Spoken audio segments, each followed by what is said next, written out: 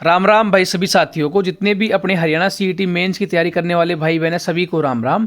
कल भाई डॉक्टर सुरेंद्र धीमान जो हैं दैनिक सवेरा के एडिटर हैं, उनके द्वारा चेयरमैन साहब का एक पूरा इंटरव्यू दोबारा से लिया गया है। उस इंटरव्यू में क्या क्या बातें हुई हैं मैं पूरी डिटेल में आपको बताऊंगा। चैनल पे आप नए हैं तो प्लीज़ सब्सक्राइब जरूर कर लीजिएगा और ये वीडियो आपको पसंद आए तो लाइक भी कर दीजिएगा। आइए स्टार्ट करते हैं। सबसे पहले मैं अगर बात करूँ तो यहाँ पे जो चेयरमैन साहब ने बोला है कि भाई जो हरियाणा कर्मचारी चयन आयोग के जो अध्यक्ष भोपाल सिंह खत्री का जो दावा है, उन्होंने कहा है अधिकतर गलतियों के लिए उम्मीदवार जो हैं वो जिम्मेदार हैं, लेकिन आरोप क्या है आयोग के ऊपर जड़ दिए कि भाई आयोग की गलती है।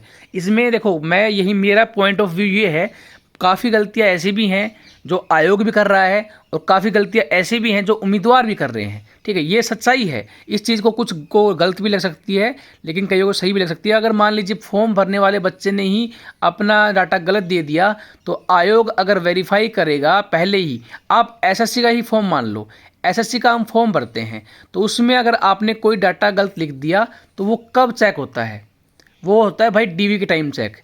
ठीक है, उस टाइम पर तो आपका सिंपल आपका उठा लेता है, ना तो आपका कोई डॉक्यूमेंट्स मांगता है, ना आपकी कोई ऐसी मतलब सर्टिफिकेट मांगता है जो कि बाद में होती हैं सारी चीज़ें। क्योंकि एक बार एग्ज़ाम कंडक्ट करवाते हैं, एग्ज़ाम कंडक्ट करवाने के बाद में उसके बाद में रिजल्ट तैयार करते हैं, रिजल्ट के बाद में डॉक्यूमेंट वेरिफिकेशन के टाइम पे चेक करता है हाँ भाई इस बंदे ने जो चीज़ें भरी थी वो सही भरी थी या गलत भरी थी। तो इस चीज़ में कुछ चीज़ें उम्मीदवार की भी गलती होती है, इस चीज़ को एक्सेप्ट करना भी सीखिए। कुछ बच्चों की भी गलती होती है, कुछ आयोग की तो होती हैं, आयोग तो करता ही गलती है, लेकिन कुछ बच्चों की भी गलतियां हैं। अब मैं बात करूं तो यहाँ पे देखो मेन चीज़ें बात कर लेते हैं। सबसे पहले इन्होंने बोला है, देखिए मैं बताता हूँ आपको क्या क्या आज की बात में क्या क्या हुआ है। पहली चीज़, अभी तो त्रुटियां ठीक करनी शुरू हो गई हैं, अब कट ऑफ जो है वो अपलोड करेंगे तो भी उम्मीदवार को मौका मिलेगा। कहने का मतलब ये है जो गलतियां हैं ना वो ठीक की जा रही हैं। इसके बाद में क्या है, हर एक ग्रुप की कट ऑफ जो है वो जारी की जाएगी।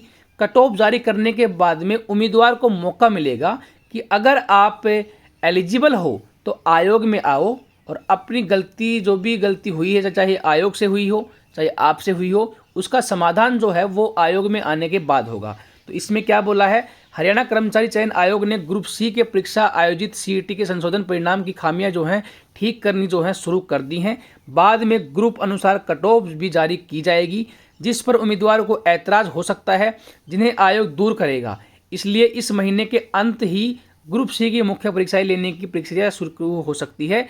अभी भी यह दावे के साथ नहीं कहा जा सकता कि जुलाई के अंत तक यह परीक्षाएं शुरू हो जाएंगी। सीईटी का संशोधित परिणाम जारी होने के बाद काफ़ी उम्मीदवारों ने दैनिक सवेरा के पास कई खामियां बताई हैं। आयोग के अध्यक्ष भोपाल सिंह खत्री को भी कई प्रकार की खामियां बताई गई। कुछ उम्मीदवार भी दैनिक सवेरा ने शनिवार को अध्यक्ष भोपाल सिंह खत्री से खामियां दूर करने की प्रक्रिया पूछी तो उन्होंने दावा किया कि अधिकतर खामियों के लिए उम्मीदवार जो हैं वो खुद जिम्मेदार हैं, मगर इन खामियों के आरोप जो हैं वो आयोग के ऊपर जड़ दिए। उन्होंने उदाहरण देकर बताया कि जब लगभग 50 उम्मीदवार आयोग पहुंचे तो उनके सामने भी उनके आवेदन को चेक किया गया, तब पाया कि एक्स सर्विसमैन के कॉलम को भी टिक किया हुआ था और जनरल कैटेगरी को भी टिक किया हुआ था। कुछ ईएसएम ने ईएसएम को भी टिक किया हुआ था और नॉन जॉब को भी टिक किया हुआ था। अध्यक्ष भोपाल सिंह खत्री ने बताया कि ईएसएम कैसे नो जॉब ले सकता है, वह कैसे टिके, ठीक है, मतलब टिक मार्क कर सकता है। इसी तरह ईएसएम कैसे जनरल कैटेगरी पर टिक कर सकता है, सॉफ्टवेयर तो उसे कॉलम को उठाएगा जो भरा हुआ होगा। इसमें गलतियां उम्मीदवार की हैं, सॉफ्टवेयर और आयोग की कोई गलती नहीं है। उन्होंने कहा कि कुछ उम्मीदवार जानबूझकर गलतियां करते हैं, बाकी यह भर्ती अटक जाए और पूरी ना हो।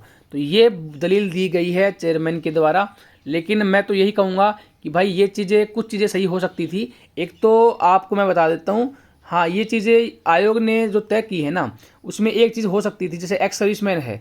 अब एक्स सर्विसमैन का अगर आप अपनी कैटेगरी ना सबसे ऊपर डालते, सबसे ऊपर अगर डालते आप नेम, फिर उसके बाद में कैटेगरी, तो एक्स सर्विसमैन पे क्लिक करते के साथ में जो जॉब वाला जो आता है ना कॉलम, वो ऑटोमेटिक फ्रीज हो जाना चाहिए था। नो पे अपने आप फ्री हो जाना चाहिए था भाई, जॉब मेरे घर में मतलब यस है भाई है, तो अगर है तो यस अपने आप फ्रीज हो जाना चाहिए था कॉलम। तो ये चीज़ें कुछ सॉफ्टवेयर बनाते हैं ना तब ध्यान रखनी पड़ती हैं भाई। तो इसमें कहीं ना कहीं दोनों की गलती है। आयोग की गलती ये है, अगर इस चीज़ को पहले ही नोटिस कर लेते तो शायद इस चीज़ पे रोक लग सकती थी। लेकिन बात करें यहाँ पे अब इस टाइम पे, तो इस टाइम पर भाई आयोग के अलावा बच्चों की गलती है जिन्होंने फॉर्म भरा है। अब बात कर लेते हैं आगे क्या बोला है। हाँ, कुछ बच्चे ऐसे हैं जिनको फादरलेस के मार्क्स नहीं मिले, तो उसके लिए आयोग ने बोला है कि फादरलेस के जो मार्क्स हैं वो सिर्फ 2 बच्चों तक वैलिड हैं। कानून जो है वो 2 बच्चों को ही देता है, तीसरे बच्चे को नहीं देता है। तो ये बात बोली है साफ साफ। जो बच्चे मेरे पास भी मैसेज आए थे इसके रिगार्डिंग, तो मैंने भी बताया था भाई, लेकिन उस टाइम पर जो भाई थे ना उसमें ये बोला था मेरे को कि भाई 2 को तो मिल गए, 1 को नहीं मिला। तो उस टाइम पे मैंने भी रूल अच्छे से देखा नहीं था, लेकिन रूल ये है भाई कि 3 बच्चे अगर हैं तो 2 को मिलेगा, 1 को, तीसरे को नहीं मिलेगा। तो ये उन्होंने बता दिया है। अब एक सबसे मेन बात कि भाई अंक वापस नहीं किए मगर शोर मचा रहे। अब चेयरमैन ने बोला है कि जब हमने बोला कि आप अपने मार्क्स जो है विड्रॉ कर लो, तो उन्होंने उस टाइम पर वापस नहीं करे। लेकिन अब क्या है, अब शोर मचा रहे हैं कि उसके नंबर ज़्यादा हैं, उसके नहीं है, ये है वो है। तो इसके रिगार्डिंग आयोग ने बोला है कि भाई यहाँ पे देखिए, भोपाल सिंह खत्री ने बताया कि कुछ उम्मीदवार यह शोर मचा रहे हैं कि उन्होंने सार्वजनिक, सामाजिक, आर्थिक मानदंड के अंक वापस किए थे मगर उनके अंक कटे नहीं हैं। जब चेकिंग की गई तो पाया गया कि कुछ उम्मीदवारों ने कई बार अपना आवेदन अपडेट कर रखा है मगर अंक वापस नहीं किए। जब अंक वापस नहीं किए तो सॉफ्टवेयर कैसे वापस कर देगा? मतलब उन्होंने अपडेट तो किया फॉर्म, लेकिन अंक वापस नहीं किए, तो हम कैसे करें? ये चेयरमैन साहब की दलील है। अब देख लेते हैं आगे भाई। इन्होंने एक बात और बोली है कि अगर BCA या BCB की कैटेगरी के उम्मीदवार है ना, अगर वो डॉक्यूमेंट वेरिफिकेशन के टाइम पर जनरल कैटेगरी का कट ऑफ क्लियर कर लेते हैं तो उनको जनरल में डाल दिया जाएगा। इसमें एक पहलू ये भी है, कुछ बच्चे ऐसे हैं जो कि BCA BCB का सर्टिफिकेट बना रखा है, लेकिन वो अब क्या है, क्रीमी लेयर में आते हैं। तो क्रीमी लेयर का जो है ना वो सर्टिफिकेट वैलिड नहीं होता। तो उन्होंने ये बोला है कि हम डॉक्यूमेंट वेरिफिकेशन के टाइम पे चेक करेंगे, अगर वो क्रीमी लेयर में आता होगा तो उसको क्या है, जनरल के हिसाब से ही अगर वो सिलेक्शन होता होगा तो ही हम उसे सेलेक्ट करेंगे, अदरवाइज उसे सेलेक्ट नहीं करेंगे। ये बात चेयरमैन ने बोली है भाई। अब देखिए आगे बोला है कि जो PMT का जो नोटिस है ना वो 4 जुलाई को जारी कर देंगे। 8 जुलाई से जो है PMT स्टार्ट करने की पूरी कोशिश रहेगी। तो यहाँ पे जो आपके PMT चलने की जो उम्मीद है वो 8 जुलाई से लेकर 15 जुलाई के बीच में संभव है। और नोटिस जो है 4 जुलाई तक आने के लिए बोला है। तो देखते हैं 4 जुलाई को नोटिस आता है नहीं आता। इसमें ये बोला है कि हम PMT जो करवाएंगे वो 5 कैटेगरी के उम्मीदवार जो हैं वो कम हैं, उनको लगभग 2000 के आसपास बच्चों को ही PMT में मौका मिलेगा। तो उनको पहले बुलाएंगे, बाकी उम्मीदवारों की बाद में हो जाएगी 4-5 दिन लगातार। अब देखिए इसमें एक चीज़ और बोली है, ग्रुप C के जो मुख्य परीक्षा है उसमें क्या देरी होगी? अगर चेयरमैन से ये बात पूछी गई तो चेयरमैन ने बोला है कि हमारा प्रयास ये है कि हम जो है वो 15-16 जुलाई तक हम हमारी जो डाटा की जो छटनी है वो कर लें, जो डाटा करेक्ट करना है वो कर लें, उसके बाद में एग्ज़ाम का जो शेड्यूल जारी कर दें। और उम्मीद है जुलाई के लास्ट वीक तक हम एग्ज़ाम कंडक्ट करवा लें। तो थोड़ी पॉसिबिलिटी कम है, लेकिन आप अपना टारगेट जो है वो जुलाई लास्ट वीक तक ही रखो। ये मान लो आपके पास में जुलाई पूरी है पढ़ने के लिए, अगस्त में एग्ज़ाम होने ही होने हैं, अगस्त में तो एग्ज़ाम 100% होंगे। तो आप अपनी जो तैयारी है ना, अगस्त में एग्ज़ाम होंगे तो जुलाई की लास्ट तक आपने सिलेबस वगैरह पूरा कंप्लीट कर लो। तो ये जो है मेन जो आपका सवाल थे चेयरमैन साहब के अकॉर्डिंग आपके जवाब दिए गए हैं। बाकी कुछ सवाल जो हैं वैलिड भी थे और कुछ जो हैं मतलब चेयरमैन की भी गलती है, मतलब चेयरमैन की नहीं आयोग की भी गलती है। आयोग पूरी चीज़ें अगर पहले से देख के चलता तो शायद इतनी कमियां नहीं मिलती। और अगर बात करें स्टूडेंट की तो स्टूडेंट की भी गलतियां हैं भाई। स्टूडेंट क्या है, साइबर कैफ़े वाले से फॉर्म भरवाते हैं और साइबर कैफ़े वाले को कुछ नहीं पता होता।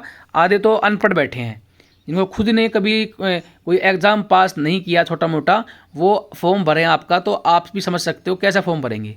आधी गलतियाँ से 90% गलतियाँ तो भाई स्टूडेंट की हो रखी हैं। हाँ 10% गलतियाँ जो हैं वो आयोग की भी हैं। अगर एक बात मेरे पास में 2-3 बच्चे को मैसेज भी आए थे कि उन्होंने नंबर विड्रॉ किए हैं लेकिन उनके विड्रॉ नहीं किए गए आयोग के द्वारा, तो वो गलती किसकी है? वो आयोग की ही है, ठीक है। लेकिन यहाँ पे अगर मैं बात करूँ ना तो 90% जो गलतियाँ होती हैं वो भाई स्टूडेंट की होती हैं। ये जेन्युइन चीज़ है क्योंकि फॉर्म भरवाते टाइम ये देखते नहीं हैं कि कहाँ से फॉर्म भरवा रहे हैं, वो ऐसे ही किसी न किसी साइबर कैफे वाले से भरवाते हैं और फिर वो क्या है, गलतियाँ होती हैं। तो 90% बच्चे जो हैं उम्मीदवार गलती करते हैं और 10% क्या है, आयोग की भी गलतियाँ हैं कि आयोग अगर सॉफ्टवेयर ही अगर इस तरीके से बना देता तो उसी टाइम पर कुछ चीज़ें तो ठीक हो सकती थी। जैसे मान लीजिए एक्स सर्विसमैन है, एक्स सर्विसमैन का तो सिंपल सा ऑप्शन था, अगर आप एक्स सर्विसमैन कैटेगरी सेलेक्ट करोगे तो आपका नो जॉब जो वाला जो फॉर्मेट है ना वो ऑटोमेटिक यस हो जाना चाहिए कि हाँ घर में जॉब है, हाँ भाई है, सीधी सी बात है।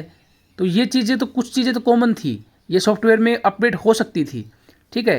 तो ये चीज़ें तो एक चीज़ तो कम से कम दूर होती। और भी बहुत कमियां होती हैं जो आयोग सॉफ्टवेयर से भी ठीक कर सकता था, लेकिन अब जो हो चुका है वो हो चुका है।